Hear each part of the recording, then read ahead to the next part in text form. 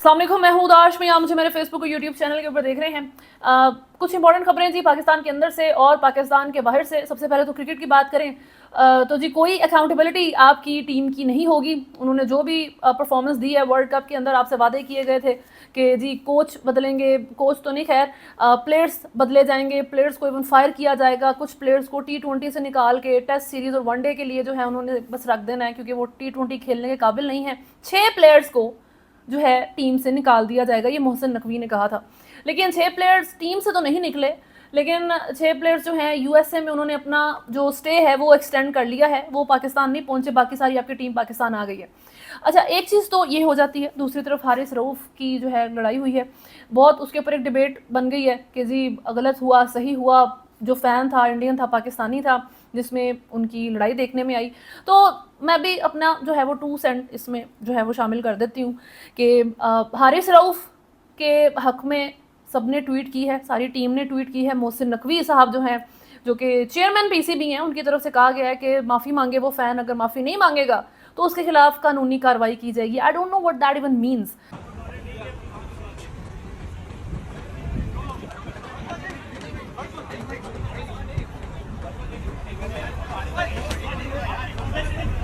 सबसे पहले तो जो पब्लिक फिगर्स होते हैं उनको बहुत क्रिटिसिज्म देखने पड़ते हैं, बहुत तरह की सिचुएशंस को हैंडल करना पड़ता है और अपना कूल मेंटेन करना पड़ता है। This is part of the game, you know, part of the fame. एक तो ये बात है, और दूसरी, जब आप अपनी फैमिलीज़ को लेके क्रिकेट की बस में ट्रैवल करते हैं तो आप फैंस के सामने अपनी फैमिली, अपने क्लोज लव्ड वंस को एक्सपोज कर देते हैं, आप क्रिटिसिज्म की तरफ उनको एक्सपोज कर देते हैं, जो हरकत नहीं होनी चाहिए, जो अनप्रोफेशनल है। बट पाकिस्तान की जो फैन बेस है इन क्रिकेटर्स की, वो बहुत सपोर्टिव रही है। उन्होंने इस चीज़ को ज़्यादा इशू नहीं बनाया कि किस तरीके से ये अनप्रोफेशनल तरीका है कि आप इंपॉर्टेंट मैचेस में सब फैमिली के साथ आप इस तरह ट्रैवल कर रहे हैं। But that's another thing. दूसरी बात के फैंस अपना थोड़ा सा कूल मेंटेन रखें, प्लेयर्स तक अपना क्रिटिसिज्म जो है ना महदूद करें, ये गेम जो है ना अपनी अप करें और आप बोर्ड को पकड़ें, जाके उनसे अकाउंटेबिलिटी डिमांड करें।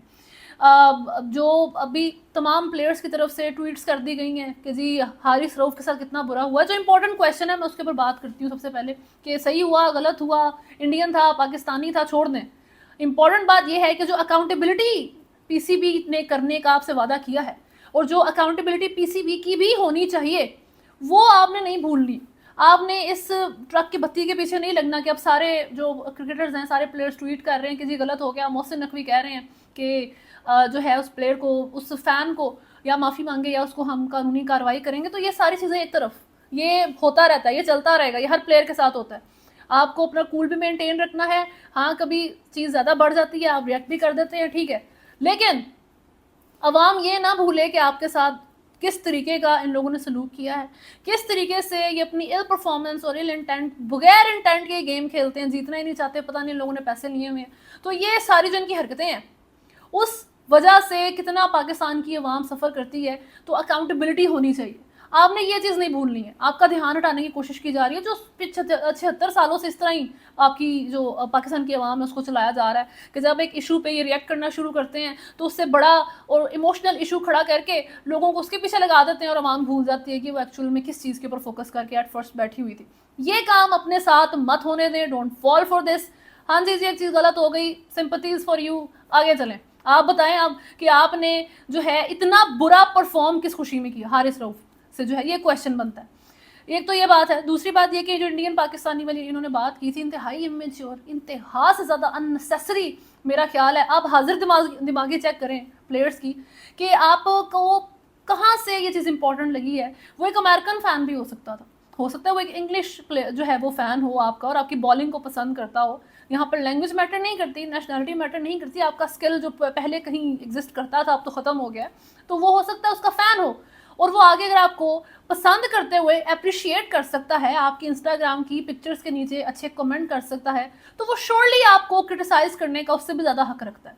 थोड़ा सा जिगरा फिर रखना चाहिए इन सारी चीज़ों के लिए। तो बस अकाउंटेबिलिटी को मत भूले पाकिस्तान की अवाम।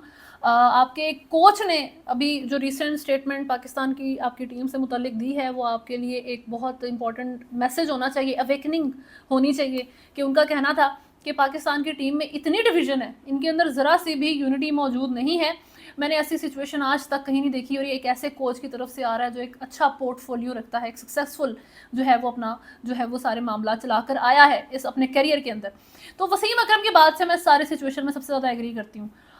इस वक्त शाहिद अफरीदी की अपनी एक लड़ाई चल रही है, हर एक प्लेयर, पुराने प्लेयर्स भी अपनी जो है वो लड़ाइयाँ लेके आ गए, अपने जो डिसएग्रीमेंट्स थे उनको वो पब्लिक करना शुरू हो गए हैं। अच्छी बात है, आई एम श्योर वो एग्जिस्ट करते थे हमेशा से, ये कोई नए प्रॉब्लम्स नहीं है जो आपको इस करंट क्रिकेट टीम में नज़र आ रहे हैं। तो मैं वसीम अकरम की बात से एग्री करती हूँ जिसमें उनका कहना था कि पाकिस्तान की टीम के प्लेयर्स को लगता है कि ये अनटचेबल्स हैं, इनको लगता है कि हम जो मर्जी करते रहे, हमें तो किसी ने नहीं छेड़ना, कोच ही बदला जाएगा। तो इस दफ़ा चेंज करें, कोच को रहने दें, कोच मत बदलें और पूरी टीम बदल दें। मैं बिल्कुल ऑन बोर्ड हूँ इस चीज़ के साथ। अब नसीम शाह को जो है वो टीम में रखें, उसके अलावा पूरी टीम बदल दें मेरी तरफ से। बहुत ज़बरदस्त ये डिसीजन होगा, लेकिन सो फार ऐसे ही लग रहा है इन्होंने एक प्लेयर भी नहीं बदलना। Let's see what happens. एक तो ये हो गया जी हमारे स्पोर्ट्स का सेक्शन। दूसरा है कि इंडियन अरेस्ट तो कर लिया, लेकिन स्टिल इस सारी चीज़ के बाद, और वो इंडियन जो है वो हारिस रऊफ से रिलेटेड नहीं है, वो क्रिकेट से रिलेटेड नहीं है, वो रिलेटेड है जी USA में पनून नाम के जो सिख एक लीडर है, उसके कत्ल की साजिश में जो उनसा इंडियन इन्वॉल्व था, उसको एक्स्ट्राडाइट कर दिया गया है।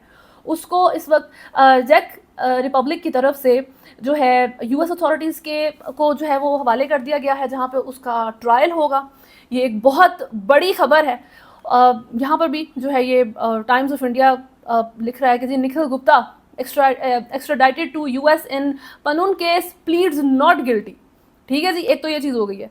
और दूसरी जो बात है वो ये है कि ये एक गवर्नमेंट ऑफिशियल है, ये जो है ऑन फील्ड ऑफिसर है, ये कोई आम बंदा नहीं है, ये कोई ऐसे ही जिस किसी को उठा के एक इंडियन आम शहरी नहीं है। वैसे तो एक इंडियन आम शहरी को भी अगर वो एक्स्ट्राडाइट करके US अथॉरिटीज़ के हवाले करें, it's a big thing.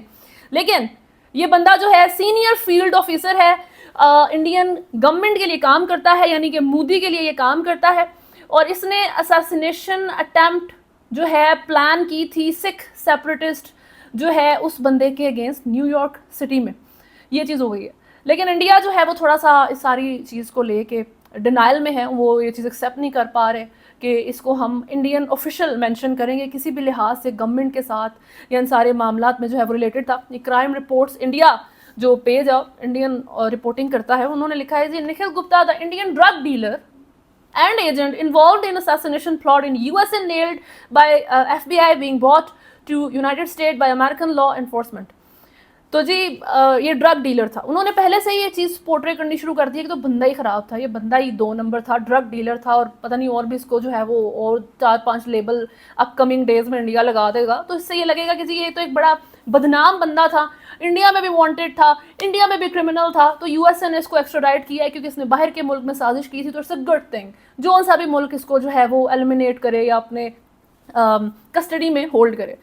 Jack Republic की तरफ से वीडियो भी पोस्ट की गई है जिसमें उसको जो बंदे को जो है वो हवाले किया जा रहा है, उसको प्रोसेस किया जा रहा है कि इसको US अथॉरिटीज़ के हवाले किया जाए, इसका ट्रायल वहाँ पर चलाया जाएगा। लेकिन इंडिया की ये जो एफर्ट है कि जी आप उसको ड्रग डीलर और पता नहीं मर्डर, क्रिमिनल, जिस भी तरह का आप पोर्ट्रे करने की कोशिश करेंगे नाकाम होंगी, क्योंकि जी सबको पता है USA ने जब इस चीज़ को रिपोर्ट किया था, जब उन्होंने नाकाम बनाई थी आपकी असैसिनेशन प्लान इस सिख सेपरेटिस्ट के जो मर्डर का आपने किया था, तो उसी वक्त ही उन्होंने बता दिया था कि ये गवर्नमेंट का बंदा है, ये मोदी के लिए काम करता है, ये मोदी के ऑर्डर्स पर चल रहा है। तो इस वक्त भी ये जो चीज़ है ये रिपोर्ट की जा रही है NBC न्यूज़ की तरफ से, और जो भी इंटरनेशनल जो है वो अनबाइज्ड न्यूज़ आउटलेट्स हैं, हम कि ये एक जो है सीनियर फील्ड ऑफिसर था, मोदी गवर्नमेंट के लिए काम करता था, उसके ऑर्डर्स फॉलो करता था।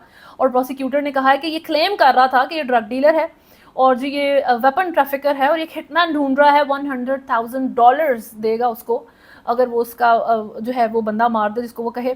लेकिन जिस बंदे के साथ वो डील कर रहा था वो एक्चुअल में एक अंडर कवर DEA ऑफिसर था, US सिक्योरिटी फोर्सेस का ऑफिशियल था। इवेंचुअली जो है उन्होंने फिर जी DEA ने और FBI ने मिलकर इस बंदे को गिरफ्तार कर लिया। ठीक है जी, ये मामलात हुए हैं। तो इंडिया इस सारी चीज़ को अब इतना दबा नहीं सकता, आप जितना मर्जी उसको पोर्ट्रे करने की कोशिश करेंगे वो एक ड्रग ट्रैफिकर या जो भी था। तो बहरहाल एक तरफ ये मामला हो जाए ना, and it's a huge thing. और अभी वहाँ पे गवर्नमेंट सेलेक्ट हुई है मोदी साहब की, अभी वो फंक्शनिंग में भी नहीं आई बेचारी, 400 पार का नारा लगाते हार्डली अपनी स्टैंडिंग करने की कोशिश कर रही है। एक तरफ ये मामला है, इसराइल से मुतल्लिक बहुत इंपॉर्टेंट अपडेट आई है और it makes the whole Gaza war even sad. बहुत ज़्यादा ये परेशान कुन खबर है। न्यूयॉर्क टाइम्स की तरफ से ये इन्वेस्टिगेटिव रिपोर्ट है जिसमें कहा गया है कि आईडीएफ को एनालिस्ट की तरफ से इंटेलिजेंस रिपोर्ट ऑलरेडी मिल चुकी थी कि जी 7 अक्टूबर को हमास इंटेंशन रखता है कि वो अटैक करेगा, तो बीवेयर एंड बी रेडी, बच जाएं इससे। लेकिन स्टिल कुछ नहीं किया गया उनकी तरफ से। इस वार्निंग को जो है बहुत हल्के में लिया गया, उन्होंने कम्प्लीटली इग्नोर किया इसको। जेरूसलम पोस्ट इसके बारे में लिखता है, ये इसराइल का अपना जो है वो न्यूज़ आउटलेट है, जिसमें वो कहते हैं जी कि the IDF had precise information है जी, एक्यूरेट इन्फॉर्मेशन है about Hamas intentions, but due to prevailing conceptions in the security establishment and possible negligence by officials, the warning signs were not acted on। ठीक है जी, possible negligence bye official, यानी कि उन्होंने लापरवाही का जो है मुजाहिरा किया है इसराइली ऑफिशियल्स ने। तो इसराइली अवाम को मेरा ख्याल है किसी को भी पकड़ने से पहले, सिंस हॉस्टेजेस को लेके वो बड़े सेंसिटिव हैं, वो अकाउंटेबिलिटी चाहते हैं, जो लोग मर गए उनके लिए अकाउंटेबिलिटी चाहते हैं, सबसे पहले जाके आप अपने ऑफिशियल्स को पकड़ें। क्योंकि और कोई भी मुल्क होता वो सबसे पहले इस रिपोर्ट के बाद अपने ही मुल्क के इन ऑफिशियल्स को गद्दार करार देता कि आप किस तरह इस तरह की रिपोर्ट को जो है वो इग्नोर कर सकते हैं, नेग्लिजेंस दिखा सकते हैं। तो ये बहुत बड़ी बात है कि आप एक चीज़ से बच सकते थे। पेरेंट न्यूज़ के अकॉर्डिंग ये बात हो रही है। I don't get into the details of these things, और मैं उसके बारे में बड़ा बात कर भी चुकी हूँ। तो बहरहाल जी, आप इस चीज़ से बच सकते थे बट आप बचे नहीं, और उसके बाद आपने जिस तरीके से फिर अटैक शुरू किए हैं और जो सिविलियन खैर जो मामला फिर हुए हैं वो पूरी दुनिया देख रही है। आखिर में बात करते हैं जी पाकिस्तान की। सबसे जो है इंटरेस्टिंग जो मेरी नज़रों से गुजरी है चीज़, वो है जी ओन चौधरी साहब की ये एक वीडियो जिसमें वो कुछ बड़ी बातें कर रहे हैं। इसमें वो बता रहे हैं बेसिकली इस वीडियो के अंदर कि इमरान खान से बाजवा की पहली मुलाकात, बड़ी मैं आपको जो है ना आज ब्रेकिंग न्यूज़ दे रहा हूँ, वो ये कह रहे हैं कि बाजवा से पहली मुलाकात जो है ना इमरान खान की मैंने करवाई थी। बहुत फ़ख्र से वो बात कर रहे हैं। आप सबसे पहले वीडियो देखें, उसके बाद इसके ऊपर बात करेंगे। देखें, आज मैं आपको एक ब्रेकिंग न्यूज़ देता हूँ। इमरान खान साहब की जनरल बाजवा साहब से ज़िंदगी में सबसे पहली मुलाकात मेरे थ्रू हुई। ठीक। और ये जून 2017 में हम नथिया गली थे। ठीक। और मैंने इन्हें कहा कि आज आपकी एक मुलाकात है। ठीक। क्योंकि मुझे पता था कि ये इतने एक्साइटेड हो जाएंगे कि ये 10-12 लोगों को बता देंगे और बात जो है वो निकल जाएगी। मैंने आई ड्रोव फ्रॉम नथिया गली टू पिंडी। ठीक। और इनको पिछली सीट पे बिठाया ताकि इनको कोई देखे भी ना। ठीक। ठीक है। और हम पिंडी आए तो मैंने कहते तुम मुझे लेके कहाँ जा रहे हो? मैंने कहा आप आज बाजवा साहब से मिल रहे हैं। ठीक है। और ये कहाँ पे मुलाकात हुई? उनके सुसर के घर पे, जनरल एजाज साहब के घर पे, जनरल एजाज अमजद साहब के घर पे। ठीक। और वहाँ पे कौन और वही बाजवा साहब बाद में इनके लिए इतने बुरे बन गए। और मैं आपको ये बात ऐसे बता रहा हूँ कि मैंने जब दरवाज़ा खोला और हमने इनको हम इकट्ठे बैठे और मैं समझता हूँ सिवाय घुटने और पाँव पकड़ने के अलावा सब कुछ कर दिया कि बाजवा साहब आप हमें ले आओ और इनको भेज दें। तो उन्हीं बाजवा साहब को बाद में आप सिखा रहे हैं, आप कह रहे हैं कि वो मीर जाफ़र और तो जी इस वीडियो में वो अपेरेंटली बता रहे हैं कि कितनी बड़ी सेलिब्रिटी से मैंने इमरान खान को मिलवाना था और मैंने मिलवाया, और मैंने उनको किस तरह जो है वो सारी प्लॉट की सेटिंग की कि मैंने उनको बिफोर हैंड नहीं बताया।